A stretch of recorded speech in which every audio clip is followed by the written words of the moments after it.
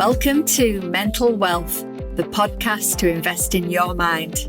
Here I will help you make sense of your mind and behaviours, giving you the tools to have your best life. There is so much to share, so let's get into this episode and explore another great topic. Welcome to episode 39. And in this episode, we're going to take a deeper dive into meditation and mindfulness, and just taking that time out. So important for us to talk about it. And I have brought a very special guest in to help me with this episode. And I'd like to welcome Claire Morton to the show. Hello. How are you? I'm good. It's brilliant to have you here. Thanks for having me. Claire, tell everyone a little bit about you and what you are an expert at. Okay. Oh, a great question. So my name's Claire Morton. I am a life and business strategist. That title changes every week. But I basically help people with their life's purpose, their well-being, to then be able to help them in their business and career. And obviously what part of that is helping them to really connect to who they are. And part of how I do that and how I teach is through yoga and meditation. Because I've been doing this work for 21 years when I discovered personal development when I was working in the corporate world. And I love teaching the concepts of, of emotional intelligence and self-awareness and great leadership. And I'm always fascinated by the differences of people. And then I did a qualification as a Myers-Briggs practitioner many years ago, about 18 years ago. And that for me really, really opened my eyes up to say, wow, there's so many of us and we're so different. People think differently, they feel differently. So I was like, wow, that really gave me an insight into me.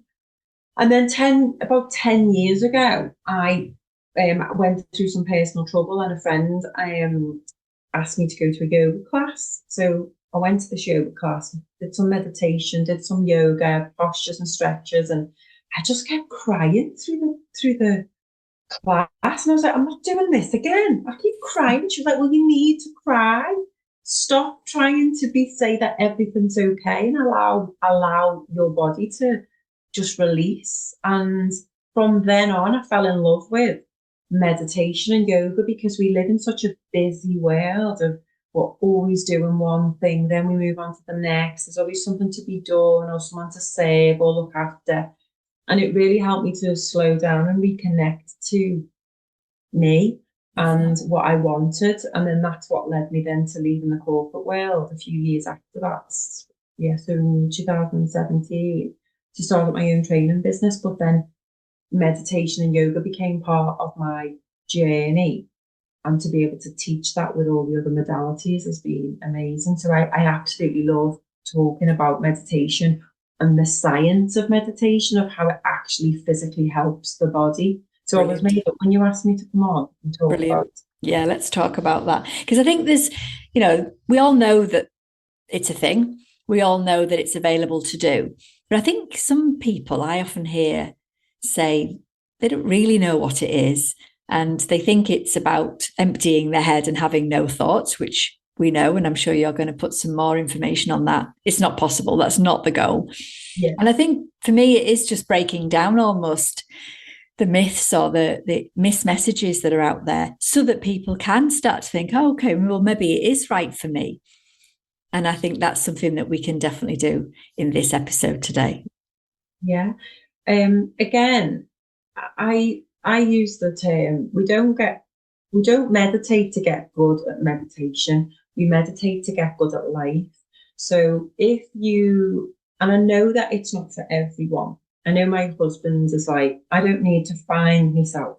I don't need, when I say, just come and do this, and I don't need to find myself, Claire, I already know who I am.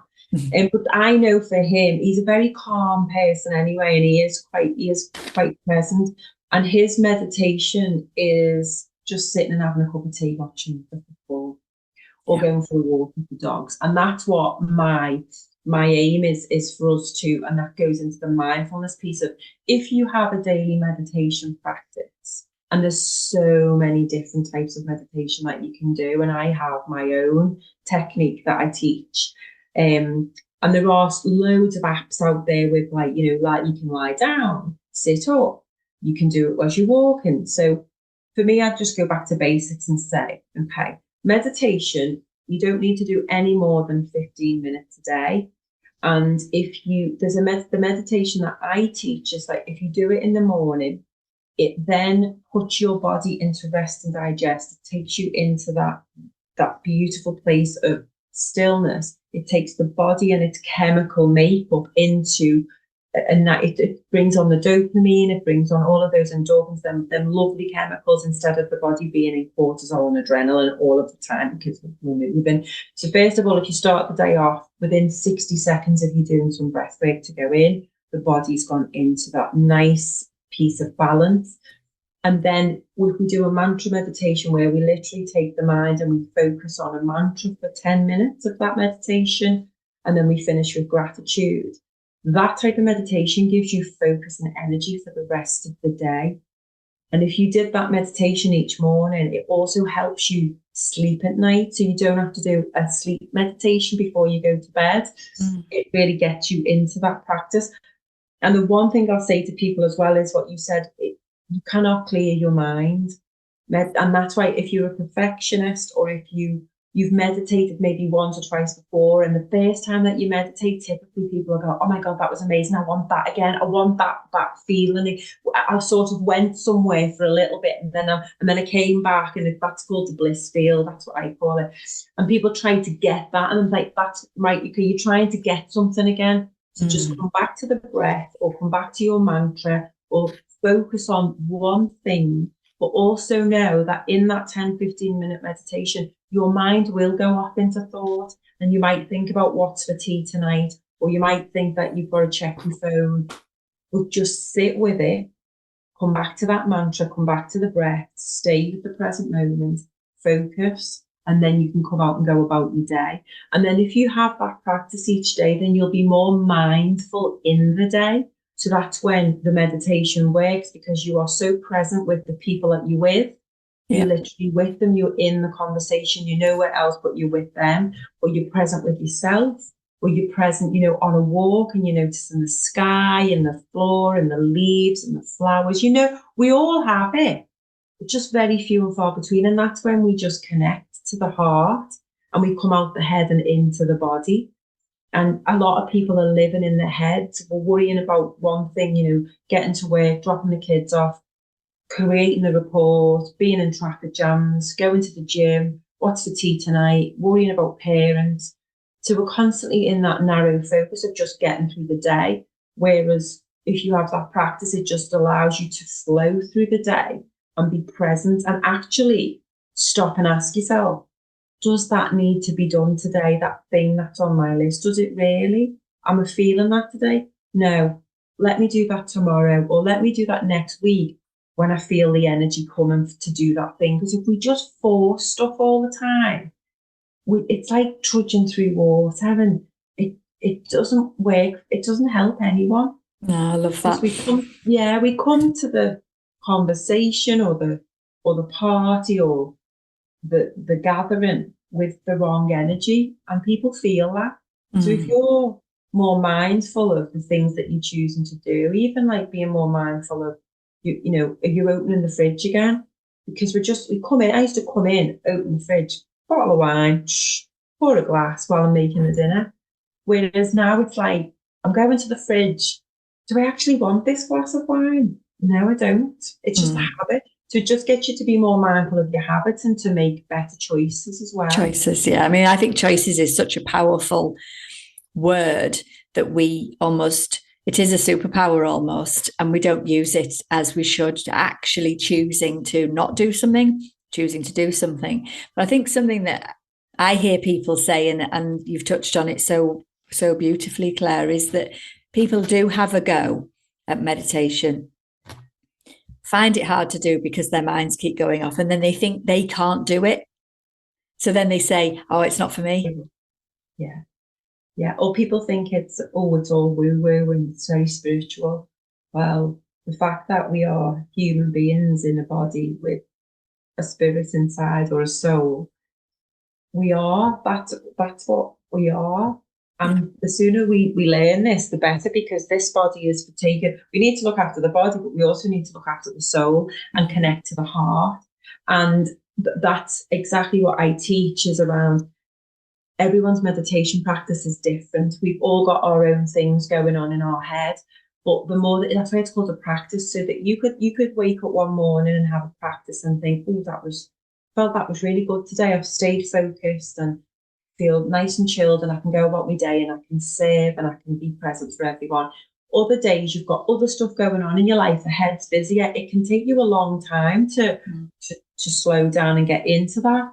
But just by you having that time, that practice will still allow the body to come out of fight or flight and into rest. Even though you might think, oh, that my head was too busy. You've still took that time out. And I always say to don't try to meditate, because the more you the more you'll get a headache. So it's like you just sit with your thoughts, you sit with that mantra or the breath or the guide that you're listening to. And every time you float off into thought and then you realize, then just gently come back. And then you'll just keep. And then the more that you practice, the more that you find the focus will come. Because in Sanskrit, it's a limb of yoga, it's called jhana. And that means one flow of perception. So you're training the mind to just focus on one thing. That is all that means. And the more that you practice that, the more it will become a little bit easier. And because it brings the two hemispheres of the brain together. And this is why I love the science part of it. You've got your left and right hemispheres of the brain, and then you've got the corpus callosum in the middle of the brain. So when you meditate, that grows thicker. So then, because that happens, it means that you've got more access to both sides of the brain when you're hitting some problems or challenges in daily life. So rather than you reacting in the moment with anger or, that energy that's not going to help, you will be more mindful rather than you going straight into instinctive mode and react. You've got that time in the moment to access and go, how am I going to get through this traffic jam? Or that person has just said something to me. And instead of reacting, you've got access to both parts of the brain in the moment to then go, I'm not going to react.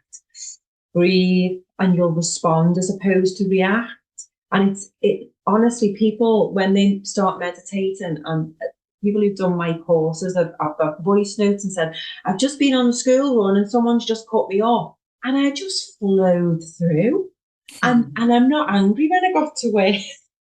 It's like, because you've got the choice now to say, do you know what? Send that person who's just give you the B sign some love and compassion, because they might be on their way to work and they're stressed out, or they've got rushed into the hospital, and you just crack on about your day, and you don't need to respond. Don't take on that energy. And it's hard to do. It is hard to do that.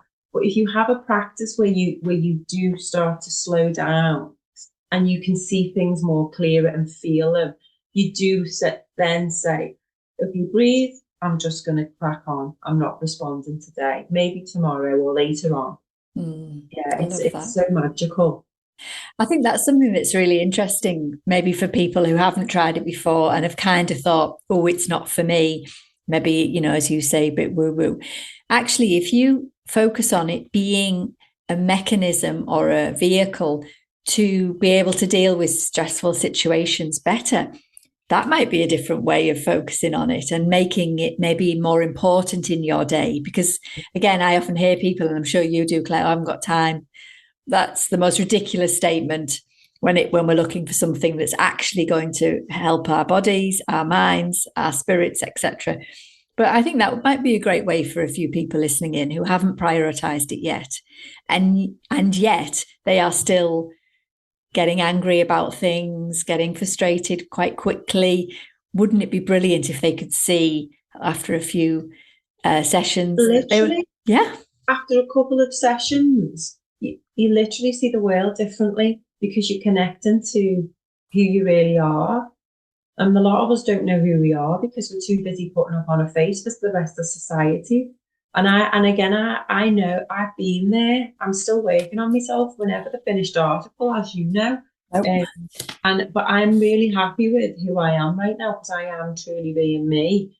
And if you don't like me, that's okay.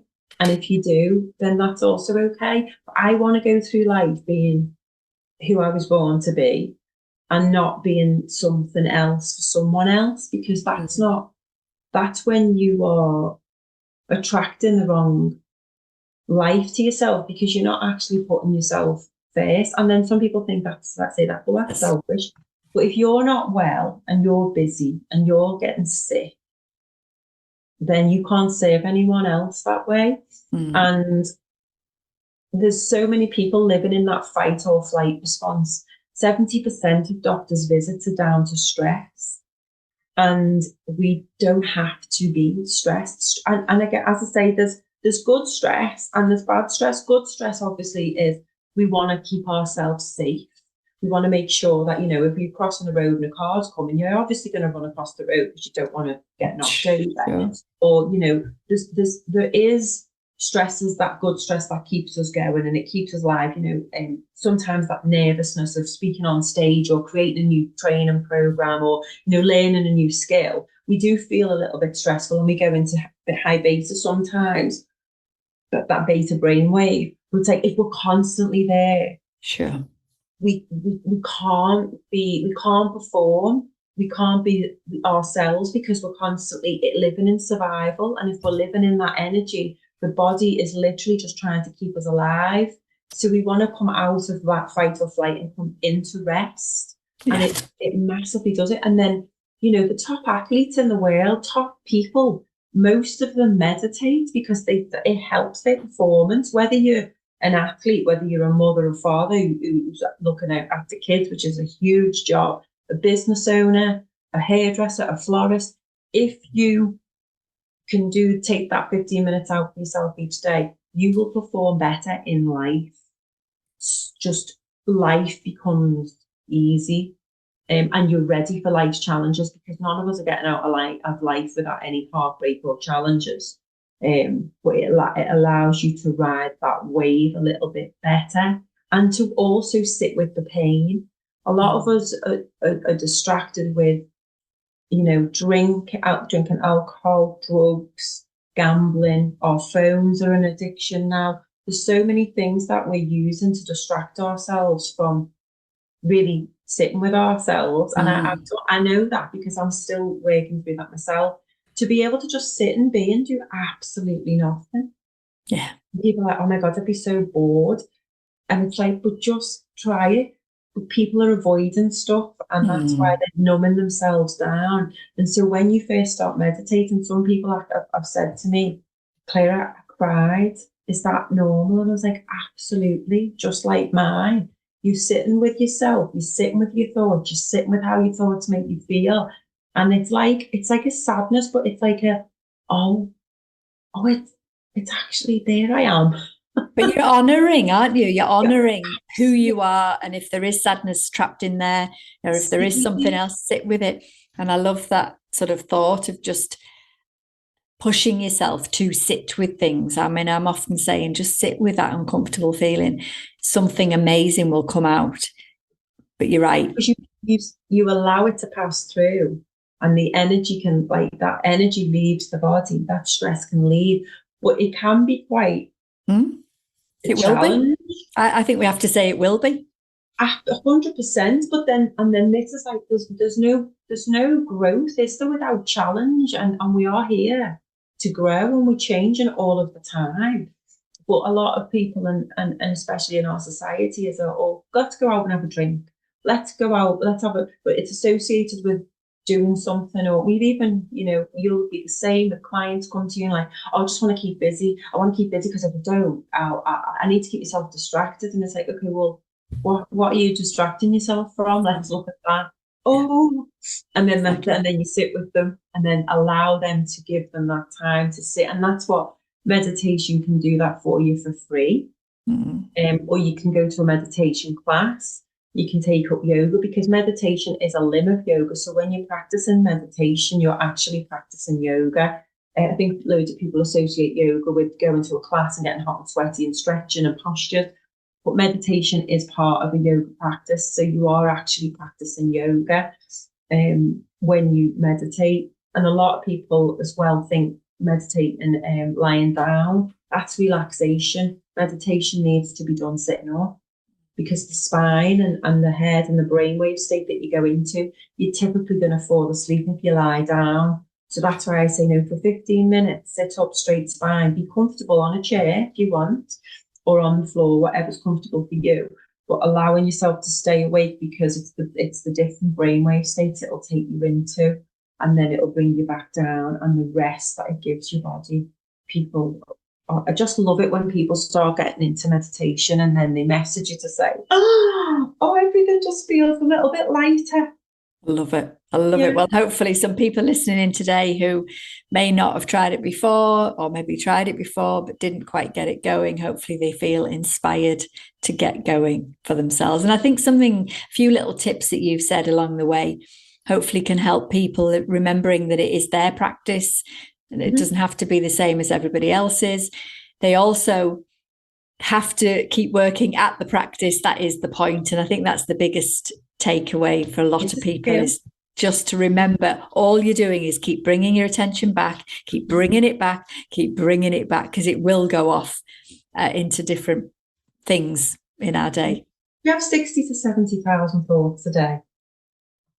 So you're not going to clear your mind. Absolutely not. We're not monks sitting in the middle of a monastery or on top of a mountain. We are people in a busy modern world, but it allows you to just have that human experience in a better way. But I've got a free meditation masterclass there that talks about all that. So I can share that in the show notes with you if you want. That would be brilliant. Thank you, Claire. That explains the science and a guide to meditation at the end. That would be amazing. Thank you for that.